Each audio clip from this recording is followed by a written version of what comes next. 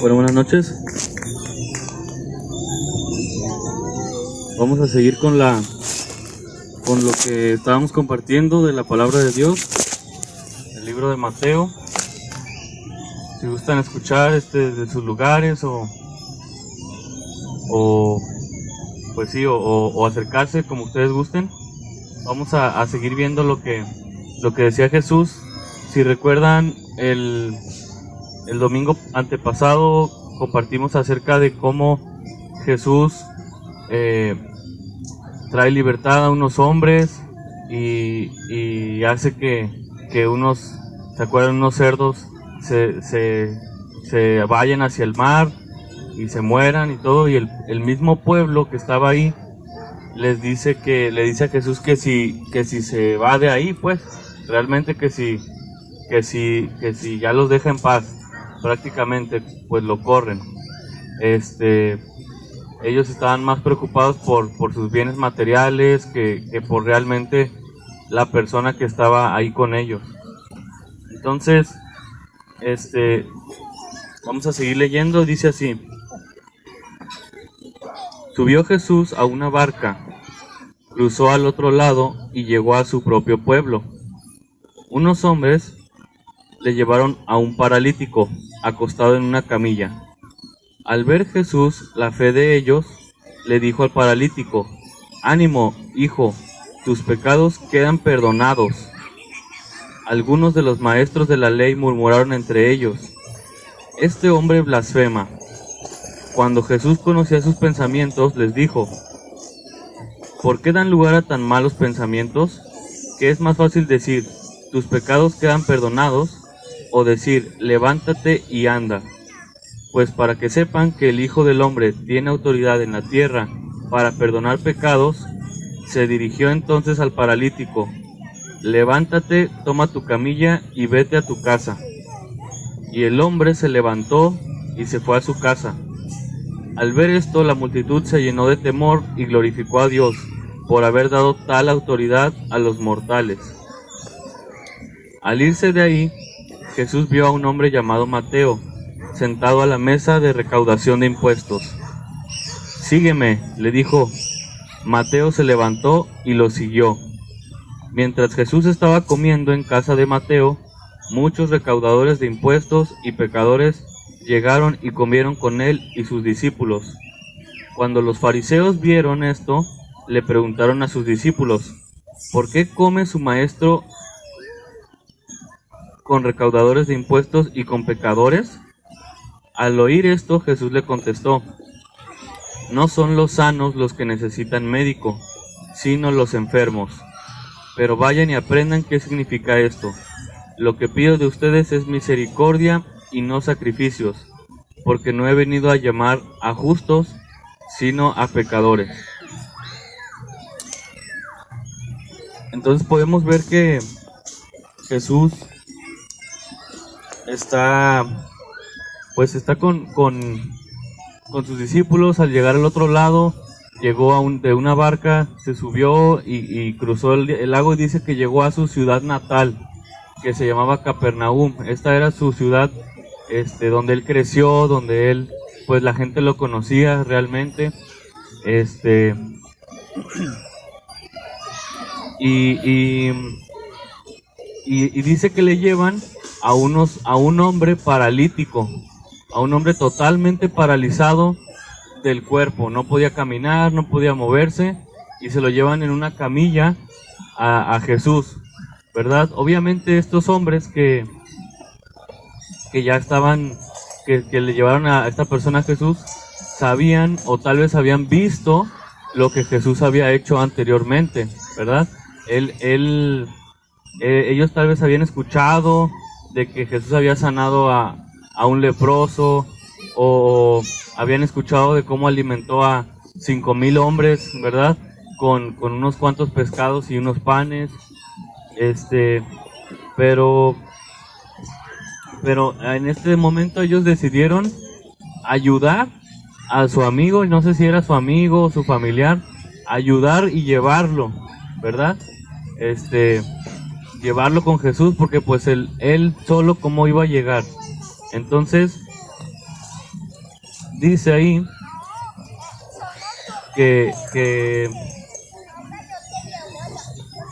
ellos pensaron, híjole, seguro que Jesús va a sanar al paralítico. Seguramente Jesús va a sanarlo como a todas las demás personas que le trajeron, ¿verdad? Y dice ahí que qué fue lo que le dijo Jesús cuando lo vio. Dice que vio su gran fe. Dice que Jesús vio la fe de ellos, incluyendo a este paralítico, y se dirigió con él y le dijo, ánimo, hijo, tus pecados quedan perdonados. O sea, qué increíble que le haya dicho eso. Tal vez el paralítico estaba muy desanimado, ¿verdad? Por estar en esa condición, triste, llevaba una vida pues totalmente, digamos, inhabilitada, de estar en la cama todo el tiempo sin poder moverse, o tal vez tenía depresión, como nosotros le llamamos. Cualquiera, yo siento, de nosotros estaría en depresión si estuviéramos paralíticos, sin poder caminar, sin poder movernos bien. Y tal vez él renegaba pues de su condición, tal vez él le decía a Dios, ¿por qué me pasó esto? O no sé, pero la cosa es que lo primero que Jesús le dice al paralítico al verlo y a ver su fe es ánimo. Lo primero que le dice es ánimo. ¿Por qué? Porque básicamente le había llegado la hora de conocer al Rey de Reyes. Le había llegado la hora de conocer a su Creador. Entonces, pues como quien dice, ese era su día de suerte, ¿no? Porque pues ya iba a ser el mejor día de su vida. El mejor día de su vida. Jesús le dice ánimo, como decir, ya sal de tu depresión, sal de tu estado de tristeza, de tu estado de angustia, tal vez. Le dice ánimo, o sea, decir, ya va a tener fin esto. ¿Por qué? Porque aquí estoy yo, porque aquí estaba Jesús hablando con él, ¿verdad? Y Jesús pudo ver cómo ellos tenían una gran fe. Ellos creían que Jesús podía sanarlos, ¿verdad? Sanar a su amigo, a este hombre. ¿Y qué es lo que le dice después de esto? Inmediatamente después de decirle ánimo, le dice, hijo. Ajá. Básicamente, Jesús le estaba diciendo, hijo de Dios. ¿Por qué? Porque si Jesús decía que él era Dios, le estaba diciendo que él era un hijo de Dios. ¿Por qué le dijo, por qué le dijo hijo? O qué, qué autoridad le dio para decirle hijo? Dios nunca se había manifestado a nadie como un padre. Hasta ese entonces, Dios siempre se manifestaba a las personas como un Dios oculto, como un Dios que caían nubes de humo y relámpagos cuando aparecía, que temblaban las montañas, que les decía no se acerquen porque si tocan la montaña van a morir. O sea, hasta ahora Dios se había presentado como un Dios temible, santo, que nadie podía ver, porque hasta Moisés quiso verlo, ¿no? Quiso ver su rostro y le dijo, voy a tapar para que no veas, porque si ves mi rostro vas a morir. O sea, hasta este entonces Dios no se había presentado como digamos, como alguien alcanzable, o como alguien, sí, pues paternal. Sin embargo, con este hombre, lo primero que le dice es ánimo, hijo. Ajá. Y ¿por qué? O sea, la Biblia dice que todos somos pecadores, que todos hemos hecho cosas malas, y para que Dios lo hubiera llamado hijo es porque tenía que haber habido alguna limpieza de su pecado, porque no lo podía adoptar como un hijo nada más porque sí.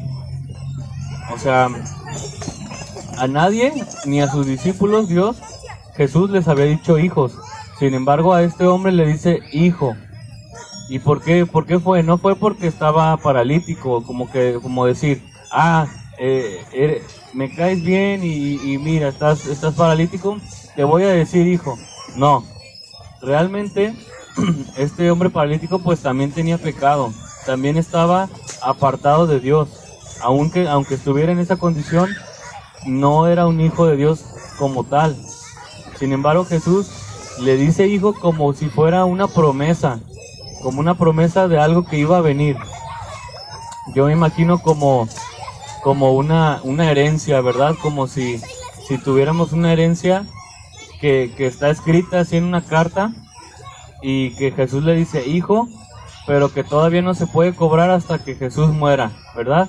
O sea, Jesús iba a morir en la cruz, iba a derramar toda su sangre por sus pecados, por los tuyos, por los míos, y solo entonces, cuando Jesús resucitara, podía ya llamarse alguien hijo de Dios, ¿verdad?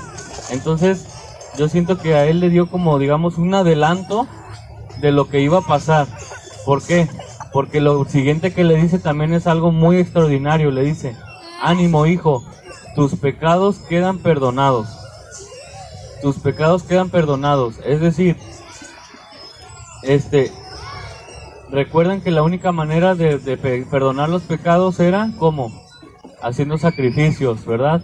Mataban un borrego, mataban unas gallinas, derramaban su sangre, y eso era como una limpieza momentánea por los pecados. Sin embargo, a este hombre solamente Jesús le dice, ánimo, tus pecados están perdonados. O sea, ¿cuándo hubo ahí un sacrificio? ¿Cuándo hubo algo que haya hecho el hombre para pedir esto? O sea, ni siquiera yo siento que el hombre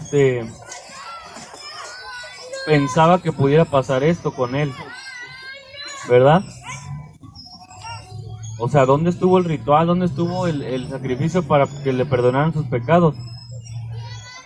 Sin embargo, Jesús también se estaba refiriendo a lo que iba a hacer en la cruz.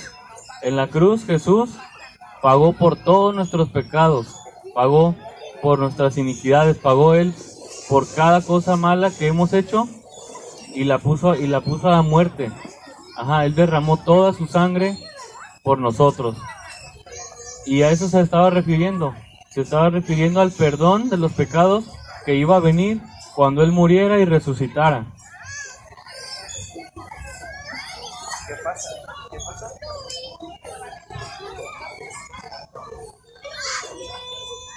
Yo me imagino que cuando él iba llegando y sus amigos lo iban llevando con Jesús,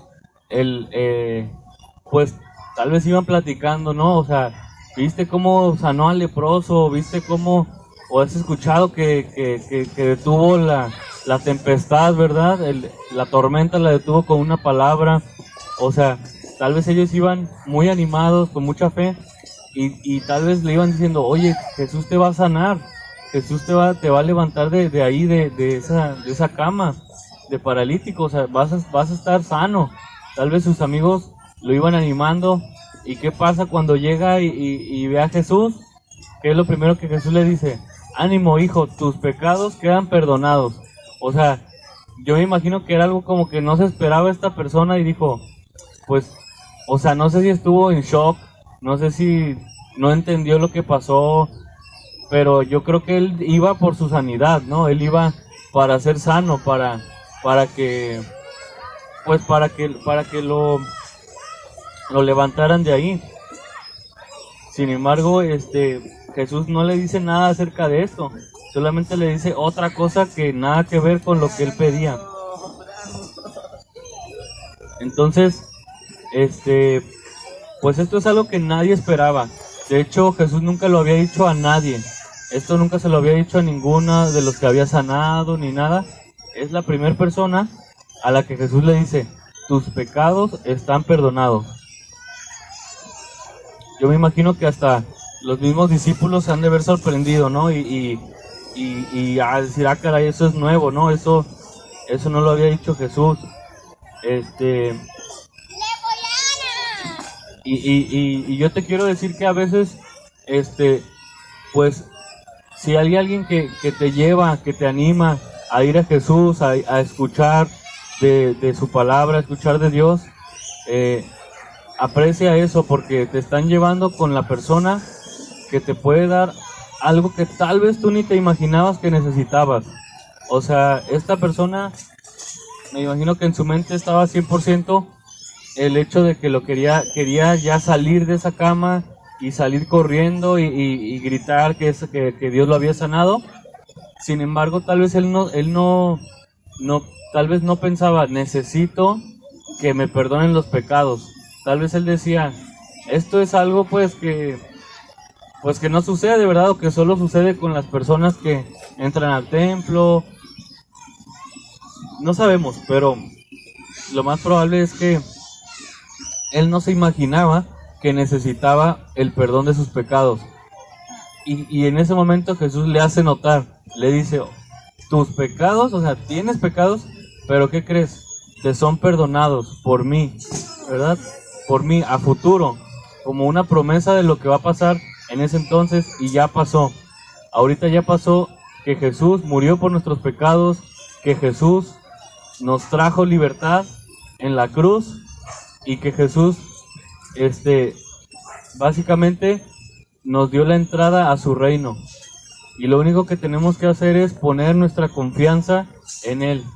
Poner nuestra confianza en esa promesa que como a esa persona le dio, que a nosotros nos está dando el día de hoy.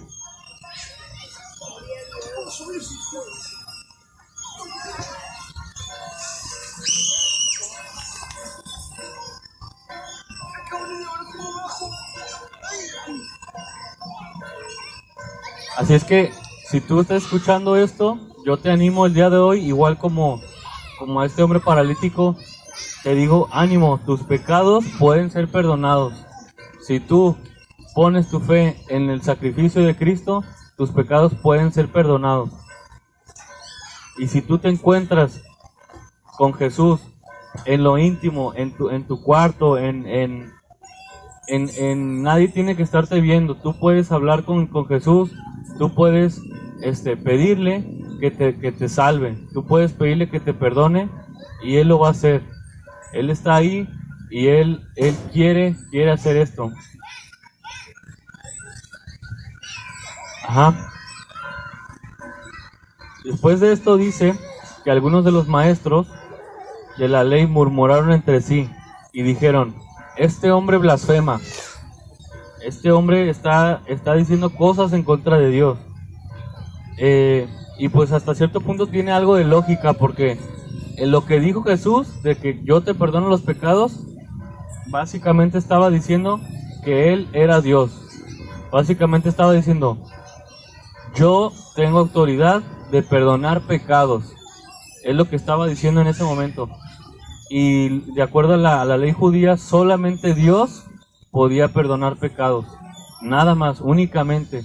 Ningún sacerdote, por muy alto que fuera, podía perdonar pecados. Solamente Dios. Y Jesús aquí está prácticamente diciendo, pues yo soy Dios y yo te los perdono, ¿verdad? Entonces los maestros de la ley se molestaron y dijeron, esto es una blasfemia.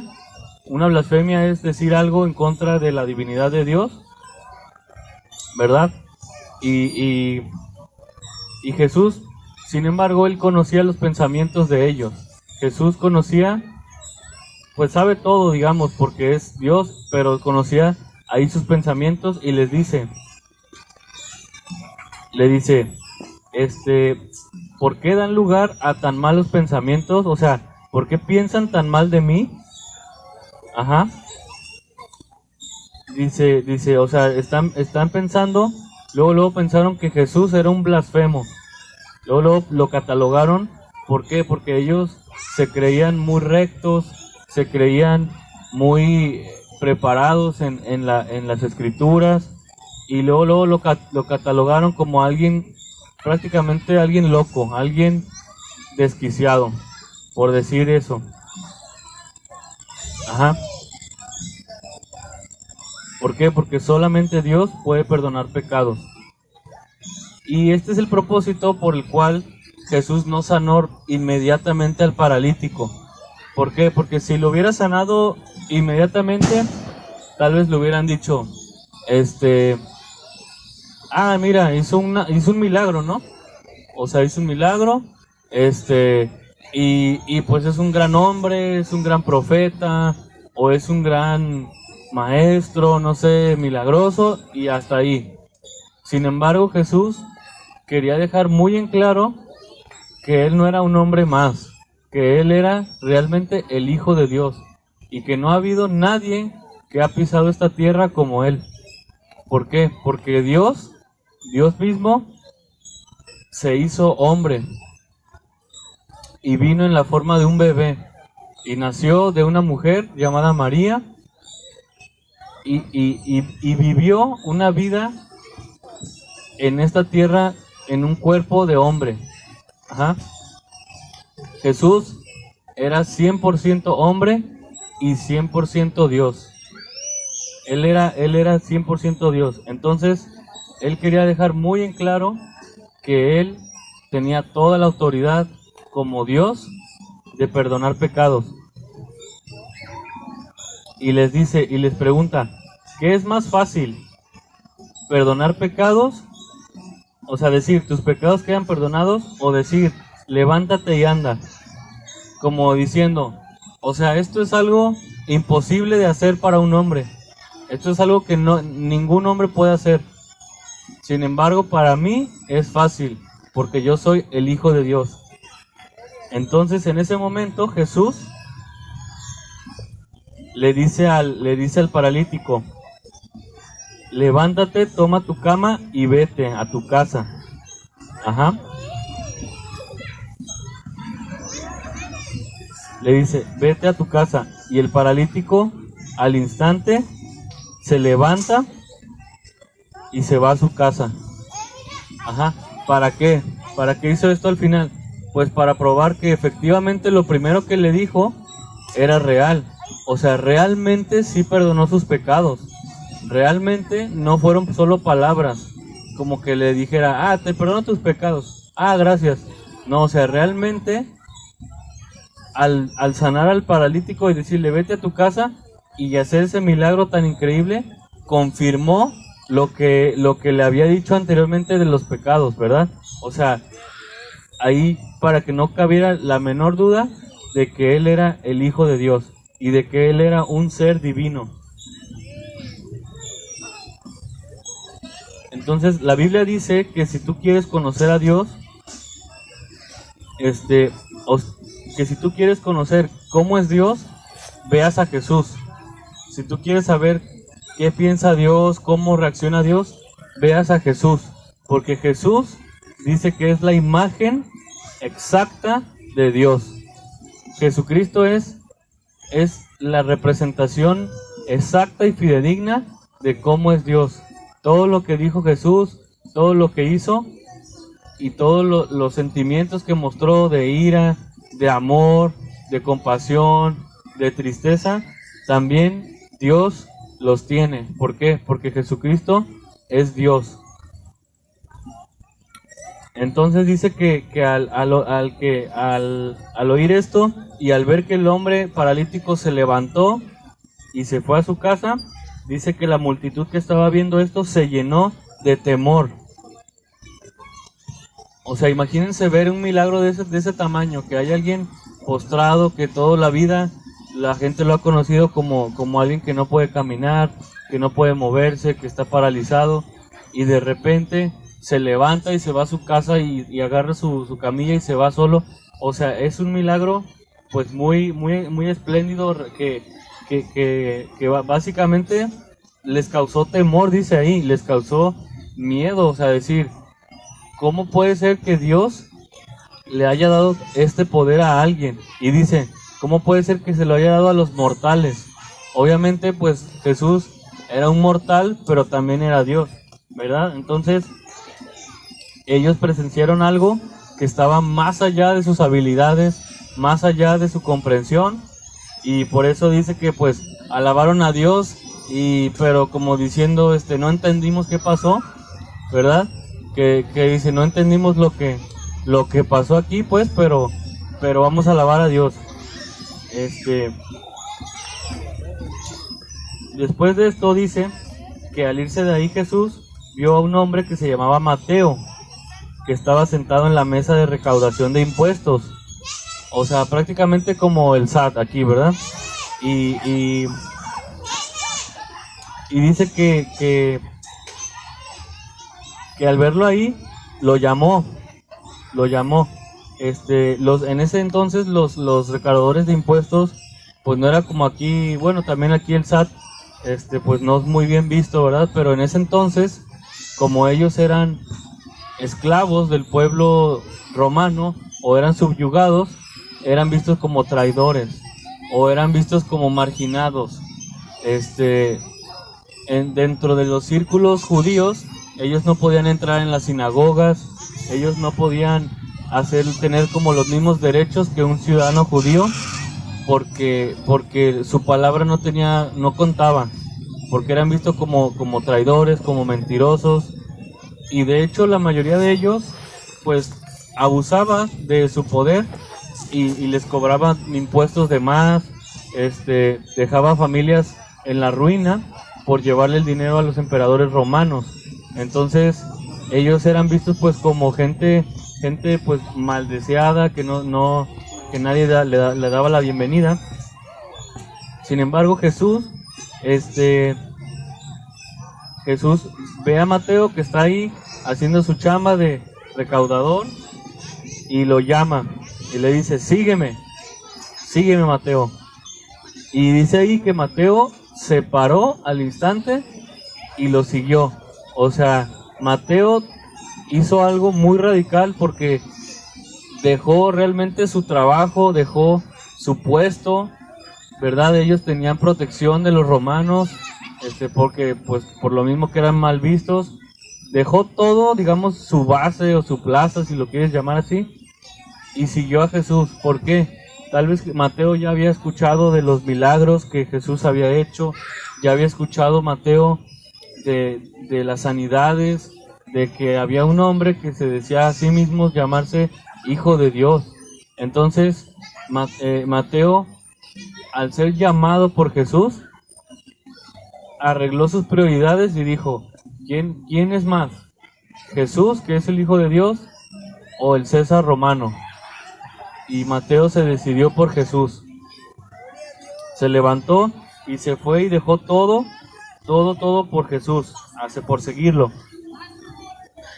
Tal vez dejó su dinero que ganaba constantemente, pues tal vez hasta iba a perder su casa, no sabemos, pero él vio como algo más importante el seguir a Jesús que el seguir siendo un empleado del Imperio Romano. Entonces vemos después que Jesús está en casa de Mateo comiendo con él, comiendo con los discípulos, y comiendo, dice ahí, con muchos recaudadores de impuestos y con muchos pecadores, así dice. Estaba Jesús, los discípulos, comiendo con muchos pecadores y muchos recaudadores.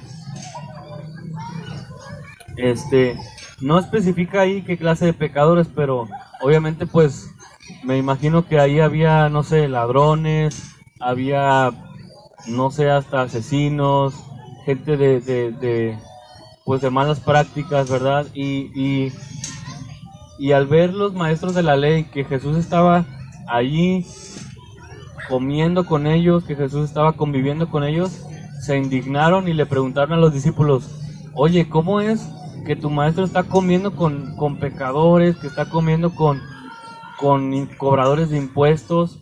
O sea, ¿cómo es que no le importa, verdad?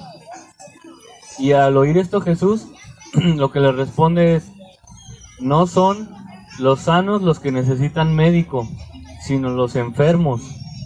Ajá. Dice, pero vayan y aprendan qué significa esto. Lo que pido de ustedes es misericordia y no sacrificios, porque no he venido a llamar a justos, sino a pecadores. Es decir, ustedes no se consideran enfermos, porque piensan que son mejores que los ladrones, que los estafadores, que los asesinos, que ustedes se consideran sanos prácticamente. Por eso dice, yo no voy a ir con ustedes porque ustedes piensan que están sanos, pero ellos que se saben enfermos, saben que me necesitan. Ajá. Y por eso yo estoy con ellos. Por eso dice, yo vine a llamar a los, dice, no vine a llamar a los justos, entre comillas, sino a los pecadores. Ajá. Ellos también eran pecadores. Ellos pecaban de orgullo, ellos pecaban de soberbia, pecaban de avaricia, de otras cosas. Sin embargo, como ellos pues estaban muy disfrazados de verdad, como de piedad, como de seguir las leyes y todo, no se consideraban a sí mismos como alguien que necesitaba a Cristo. Sin embargo, los pecadores sabían que estaban haciendo mal, sabían que necesitaban a un Salvador, porque estaban haciendo mal y iban a pagar ese mal que estaban haciendo. Y Jesús, al ver esto, ¿qué creen? Decide enfocarse más en las personas que se saben que necesitan un Salvador. Decide enfocarse en los enfermos, como así les llama. Aunque todos estemos enfermos, aunque todos vengamos de Adán y tengamos esa naturaleza pecaminosa en nuestro corazón, porque se manifiesta de diferentes maneras, pero solamente aquellos que reconocen que necesitan ese perdón de los pecados, esa ayuda, se van a acercar a Jesús, y Jesús va a comer con ellos y va a convivir con ellos y los va a llamar. Aquí dice, yo vengo a llamar a los pecadores, no a los justos. Entonces, si tú sientes que quieres buscar ese perdón de Dios, buscar esa comunión con Jesús, tú puedes pedirle a Jesús que te ayude. Tú puedes pedirle a Jesús que venga y que cene contigo. Y Él lo va a hacer. Él lo va a hacer. Si tienes esa inquietud en tu corazón y sabes que has hecho mal, Jesús te puede perdonar. No necesitas ningún intermediario. No necesitas a alguien que te perdone por Jesús. Jesús es el único que puede perdonar tus pecados, nadie más. Entonces, si tú sientes eso, podemos pedirle a Dios que te ayude. Puedes tú, cuando estés solo en tu habitación, pedirle a Dios, Dios, perdóname, he hecho mal, y Dios lo va a hacer. Dios lo va a hacer porque Dios mandó a su Hijo precisamente con esa tarea. Lo mandó con una misión. No fue casualidad que Jesús muriera en la cruz. No fue un hecho desafortunado, o no fue algo que salió mal. No, Jesús vino voluntariamente con esa intención de venir y de derramar toda su sangre por cada uno de nosotros, para que todo el que crea en Él, dice, no se pierda, sino que tenga vida eterna, ¿verdad? Entonces, vamos a darle gracias a Dios porque Él está disponible, Él puede ser hallado, y como no se quedó muerto en la cruz, sino que resucitó al tercer día, Él puede escucharte, Él está vivo. Ese mismo Jesús que sanaba paralíticos, ese mismo Jesús que perdonaba pecados, murió pero resucitó. Y dice la Biblia que está sentado a la derecha de Dios, a la derecha de su trono. Y nosotros podemos clamar a su trono para que Él nos traiga ese perdón. Podemos pedirle porque Él está vivo. Porque Él está vivo hasta ahorita y por los siglos. Entonces vamos a agradecerle.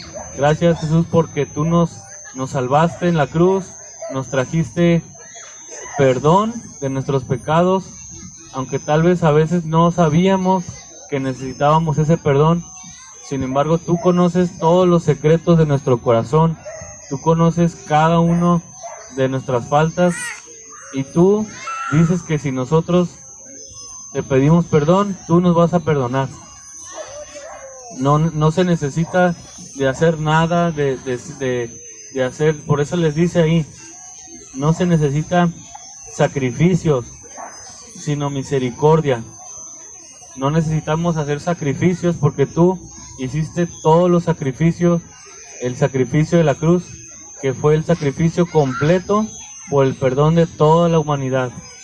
Te damos gracias por tu valentía, por tu amor, y te pedimos que nos muestres nuestros corazones, que nos muestres realmente que estamos necesitados de un médico, que eres tú, Señor. Te lo pedimos en el nombre de Jesús. Amén. Entonces sí. Bueno, buenas noches.